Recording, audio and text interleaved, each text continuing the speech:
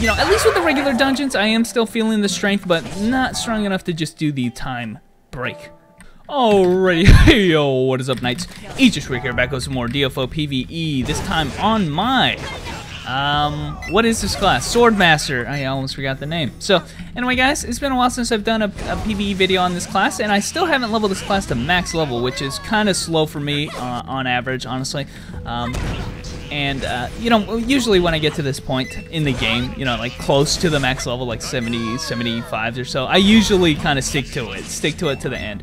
And, you know, if I'm ever going to stop at any point in time in leveling, guys, it's going to be somewhere here in Time Gate, because Time Gate does that to you guys. I mean, seriously, if you are not, like, having the most fun playing the class, like, for instance, like I had on my Monk, like I'm having on my, like I had on my Elven Knight, you're just, it's grueling. This place is so grueling. It's so much more difficult than Ghent and Ice Wall, some people have even said. You guys have no idea until you've been into Time Gate and have to do these same dungeons. This one in particular, Old Screaming Cavern, is a popular one to grind. I personally like farming the Naissance dungeon, which is the next one.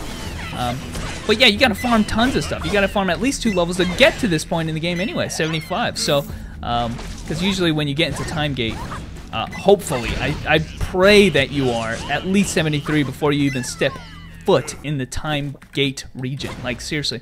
But, you know, there's my little spiel, guys. I've said it multiple times before. If you're gonna get hung up at any point in this game, in terms of, you know, just getting burned out of having to redo the dungeons, Time Gate's gonna be where it happens, honestly. And it has happened to me multiple times on multiple characters, and this is one of them, sadly. I can't say that, you know, I'm not saying that I'm having a bad time playing this class. It's okay, it's kind of fun. I do feel like it wasn't as fun as I thought it would be, I'll totally admit that. But it hasn't been easy like my Vagabond. My Vagabond got here pretty quickly just because of the sheer fact that it was easy. This class is a little bit harder, you gotta be more deliberate in what you do. Even with the plus 12 Phoenix weapon, you know, I keep casting my buffs, and my skills are not decimating rooms like I remember they were back early on in the game. Mostly because, and another thing, good point a friend of mine makes, is that the dungeons here in Time Gate are actually much more, I dare say, dynamic. You know, a lot of the dungeons in, for instance, Bonhoeffer, you're in the train region, right? In the dungeons there are literally just one-track mines. They're small rooms. You know, they have the mobs placed right there, linear fashion. You just got to run forward, and they're pretty grouped up to make all the rooms generally easy. Like, this is a generally pretty easy room, but not all the rooms in the Time Gate are like this. In fact, most of them are very large, Y-axis rooms, dynamic like this. Got this guy all the way down here. It makes for clearing dungeons and just doing the dungeon in general kind of difficult and annoying. So, you know, stuff like that, little stuff like that. I mean, that's very minor complaint, but I'm just saying, like, that kind of stuff adds up here, let alone the EXP discrepancy, honestly. The EXP discrepancy here in the Time Gate region is just probably the biggest turnoff for me. Is just like, dude, I just came from Bonhoeffer, just came back from Speedboats, and now you're giving me shitty XP, and I got more EXP to level up? No. No.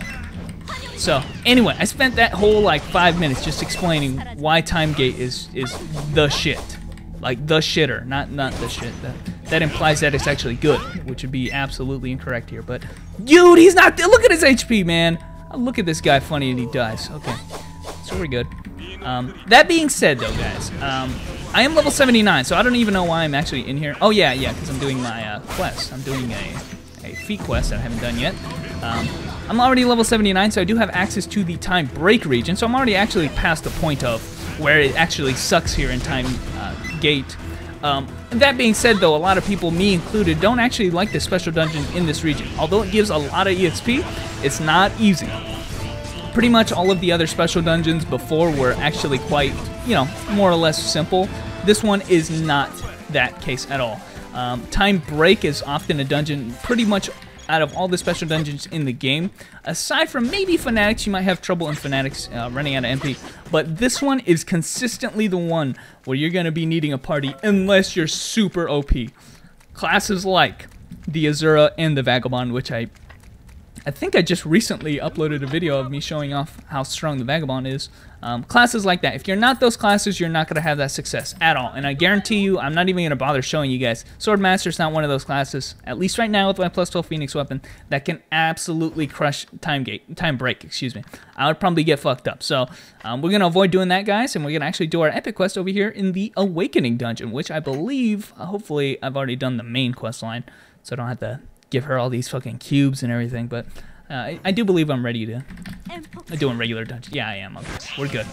But, you know, at least with the regular dungeons, I am still feeling the strength, but not strong enough to just do the time break very consistently, if at all, honestly. I mean, obviously, you know, this is the kind of dungeon that you want to do in a party if you're not just a fucking OP monster like Azura Vagabond. And that's what I got to do on this class. I just haven't found the time or the will, actually, the will to do it. And this is the most frustrating thing with Swordmaster here is that when an enemy is like so close to dying, she does not have a lot of quick skills to dispatch them. You got to use one of your hard-hitting skills, which I hate doing that. It's like, dude, I need to use that cooldown for the next room. I don't want to use like. I guess I could use that. I can replace my little bludgeon attack with the basic attack. This guy is obviously not. Oh, that is not ice, which is what I intended.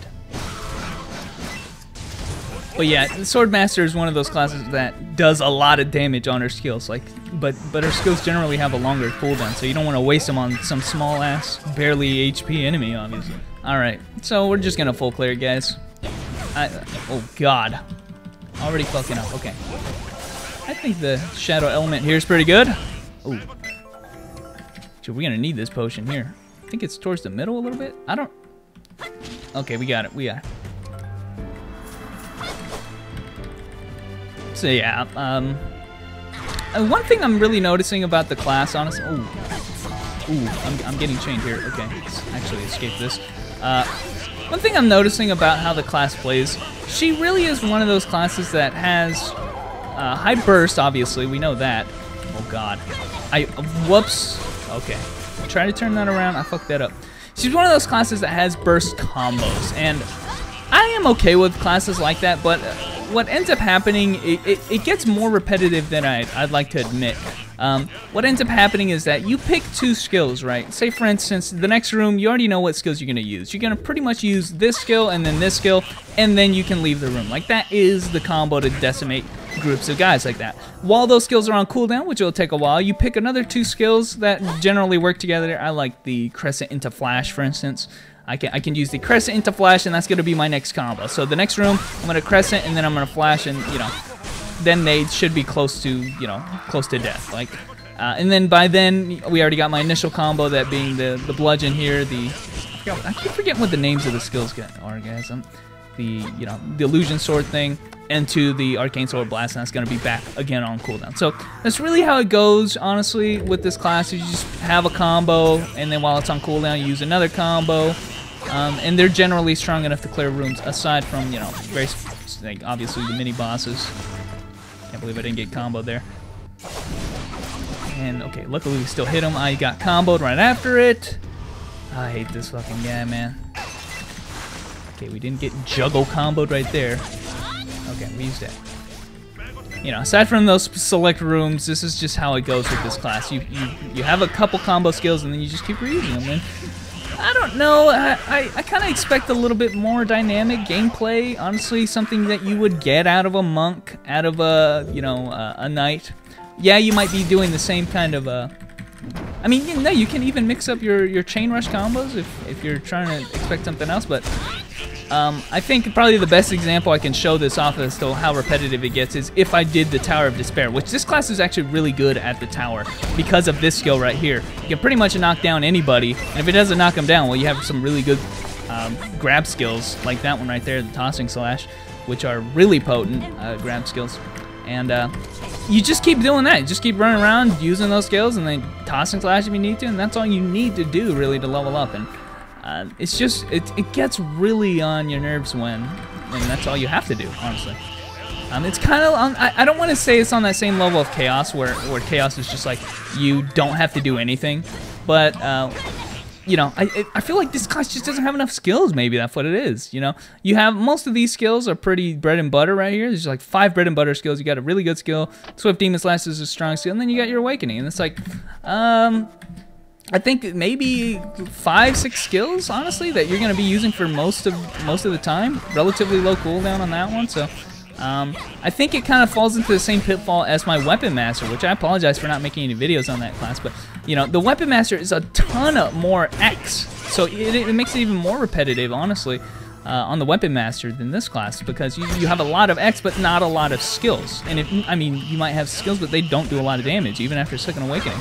And so, man, it's just a vicious cycle, guys. A vicious cycle of repeating skills, waiting for cooldown, repeating skills. So, I'm gonna use the EXP pot right here, guys, and hopefully I was able to explain what kind of my problem, I guess, with the Swordmaster is. That I don't like her as much as I thought I would. That's kind of the point I'm trying to make here. Is that, you know, I was expecting maybe a little bit more variety, I guess, in the combos I'm doing. I can't help but feel like it's just gonna get really old really quick.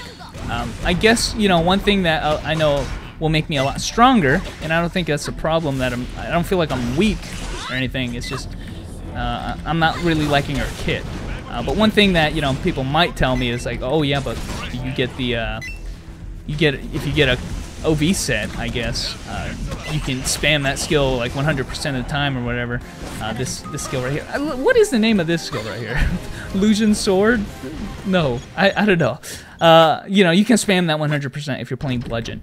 And, you know, I guess really I don't want this set to be what makes the class. I think even if, you know, I should enjoy playing the class before I get a set. It's kind of like the Witch, you know. Some people say, oh yeah, you might not like Witch now, but once you get Solar Prominence, you know, and then you can spam the Lantern, you'll be fine.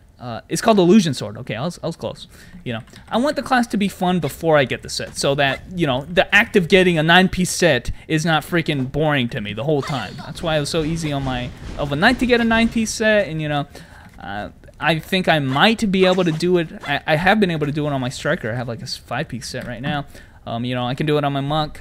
I don't think I'm gonna have a problem doing it on my Brawler, getting a 9-piece set, because she's fun to play. But this class, you know, I don't want the OV set to make the class, honestly, because then it's gonna suck for me the whole way through. But anyway, guys, that's just my explanation as to why it's taking me so long to level. I am gonna get to the max level, but I can't promise I'll be doing much more than maybe PvP with her. So anyway, guys, thanks for watching. This is a little bit of I forgot the name. I forgot the name of the class again. Swordmaster action.